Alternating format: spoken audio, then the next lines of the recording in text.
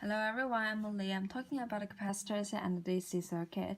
Firstly, let's see what is capacitors. Capacitors is basically look like this, and it got three important elements in it, and we use this kind of symbols to represent them in the circuit. And the capacitance is the ability to store the charge, and there is two formulas to calculate the capacitance, and it shows how the area of the plate separation or the different materials affect the capacitance as well. And here shows two things: in series or in parallel circuit, how do we calculate the total capacitance. And for the RC circuit here, before we're talking about more about that, let me talk about the tau, which is RC time constant. And when it's in charging phase, we have to use these two formulas or equations to calculate our voltage or the current. And for the discharging phase, we use these two that to calculate our voltage and current. And the graph shows here is this one and for voltage, and this one for the current represent the time.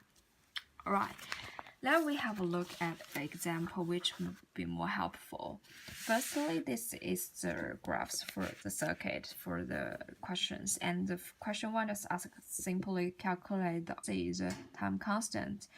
So it's just use tau equals to RC, which we got this one for our answer.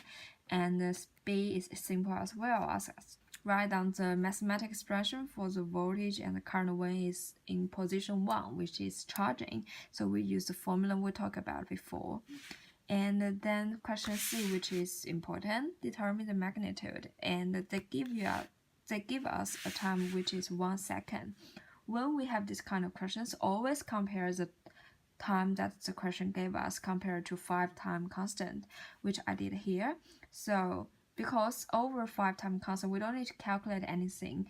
The voltage is the supplied voltage, and the current will be 0 when it was charging. So here we find 1 is smaller than the 5 time constant, so we have to calculate it. So that's the answers for them. For C, they ask us to calculate when it's on position 2, which is discharging.